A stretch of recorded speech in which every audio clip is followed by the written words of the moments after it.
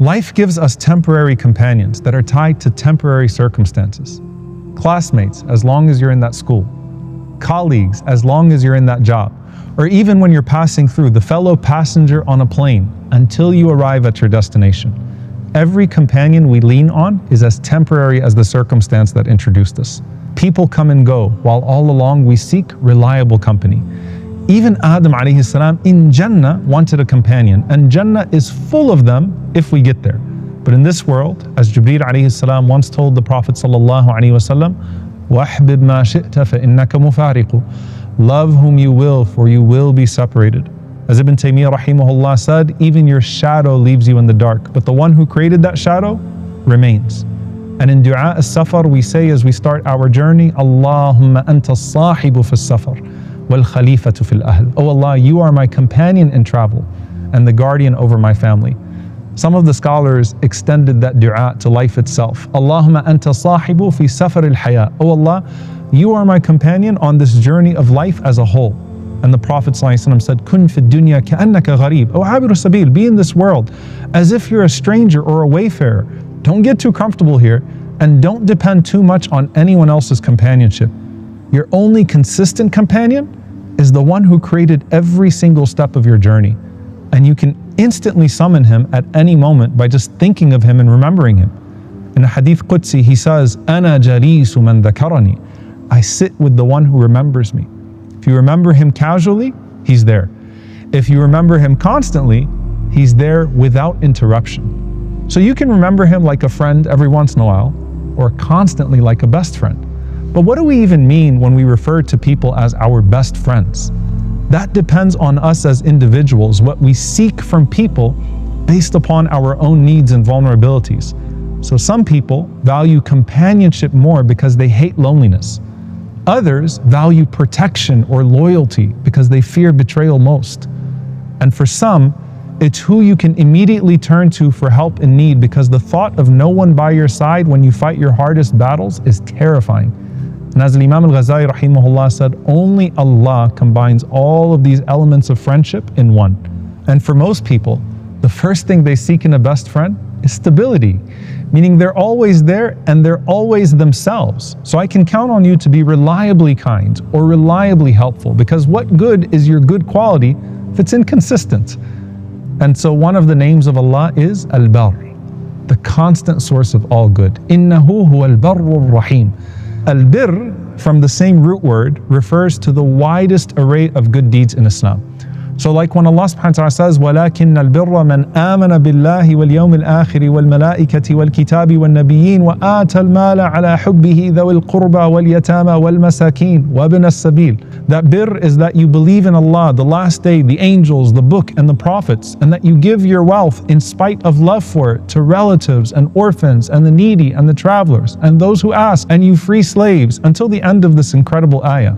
But the point is, birr includes every single good deed, from the smallest kindness to the biggest favors. And that's why you're supposed to show birr to your parents, birrul walidain, and not even say uff to them.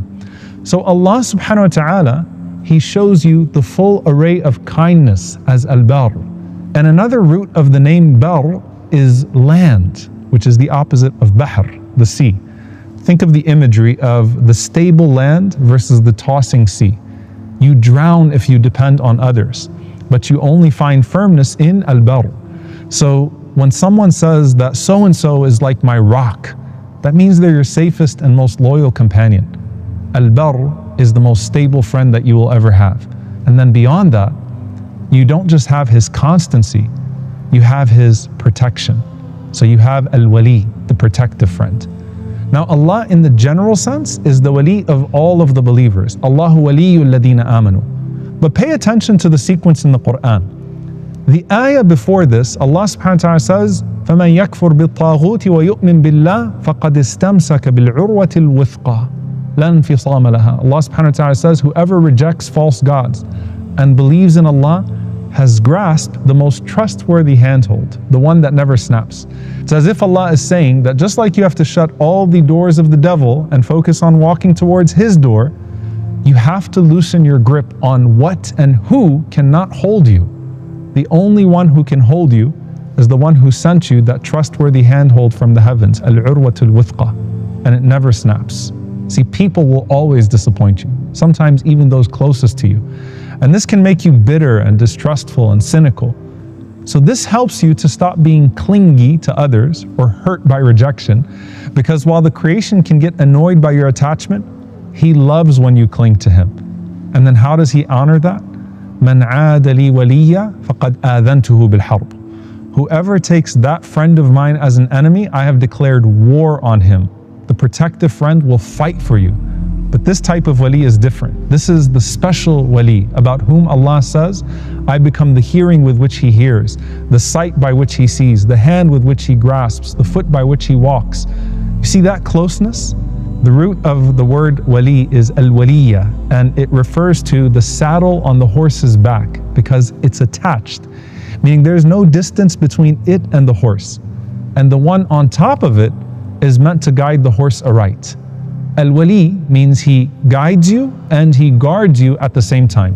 And he looks out for your needs even when they conflict with your wants, which is what a responsible wali is supposed to do. And when you earn and embrace that, your affairs are made easy. And that's why when Yusuf alayhi salam was dying, he said to Allah, Anta waliyyi fi dunya wal akhirah. You are my wali in this life and the next. As much as Yaqub alayhi salam, his human wali, loved him, he was taken from him. And we all separate, at least temporary, at death. Think about how the faces were always changing around Yusuf alayhi salam. You have a loving father, then you have jealous brothers, then you have curious travelers that take him out from the well and sell him into slavery. Then you have the house of a master with a lustful wife. And then you have all of her friends. And then you're in a prison cell and you have all these other prisoners. And then you're on the throne and you have all these subjects. The only companion who was consistent with Yusuf alayhi salam throughout his entire journey was Al-Wali. And he was guiding and protecting him all along. But that type of relationship doesn't come through public posturing. It comes through deep private devotion. And that's why Imam Hassan al-Basri rahimahullah says, don't be a wali of Allah in public and then be his adu, be his enemy in secret. Spend time with him in the middle of the night when no one else is there to witness it.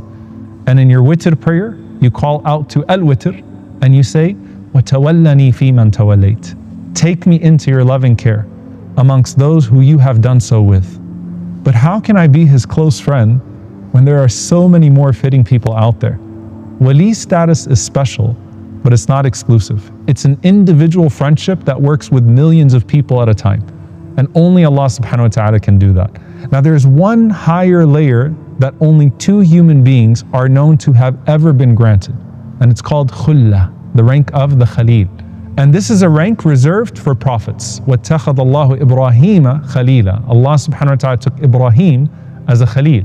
The Prophet sallallahu alaihi wasallam also was taken as a Khalil by Allah. And because of that, the Prophet sallallahu alaihi wasallam said, I can't take Abu Bakr as a Khalil. So while the Prophet sallallahu alaihi wasallam could only have one Khalil, Allah can have more than one Khalil. And even in that is a lesson, that Allah's friendship capacity isn't like anybody else.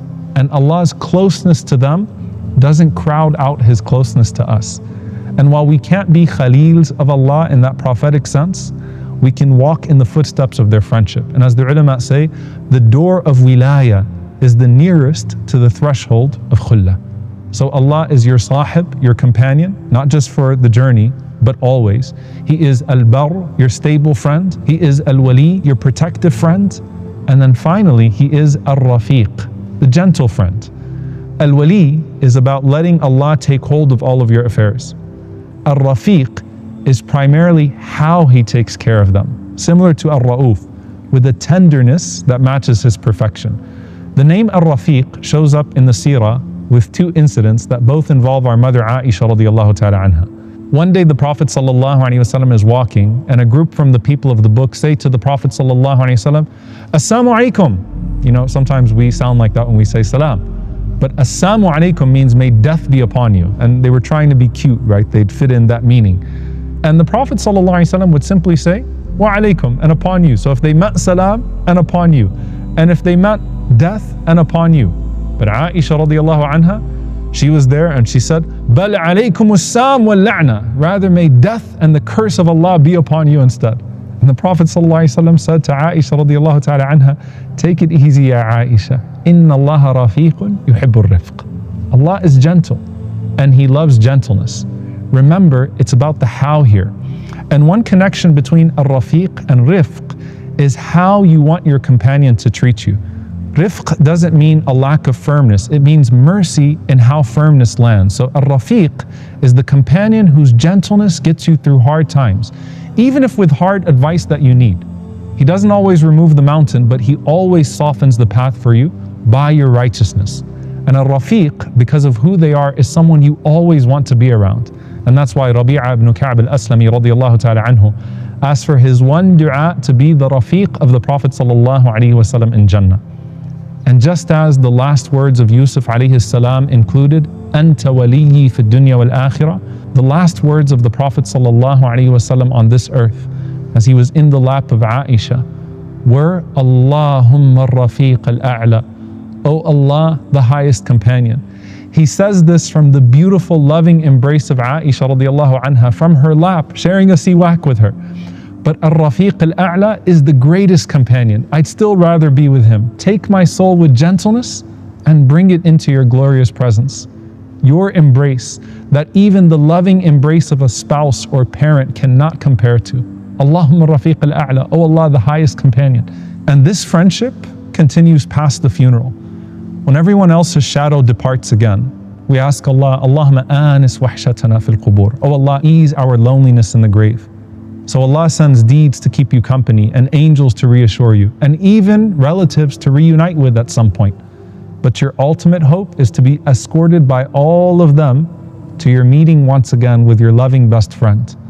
Ala inna awliya Allahi la khawfun alayhim wa lahum yahzanun. Truly the friends of Allah, there is no fear upon them, nor will they grieve on the day of judgment when friends are nowhere to be found, when crowds are scattering and mothers are fleeing from their children.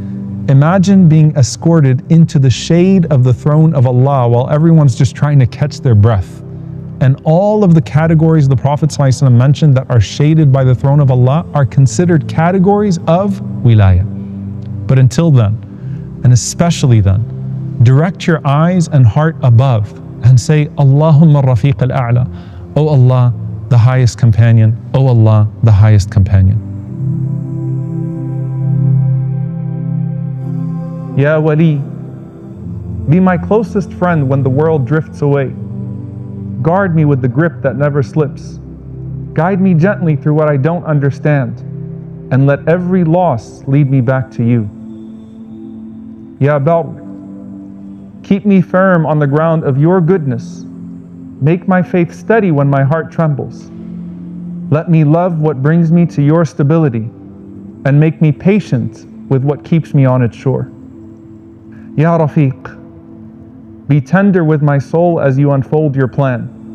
Soften the path without removing its purpose. Make me gentle with others as you've been gentle with me. And when I am lonely, fill that space with your company.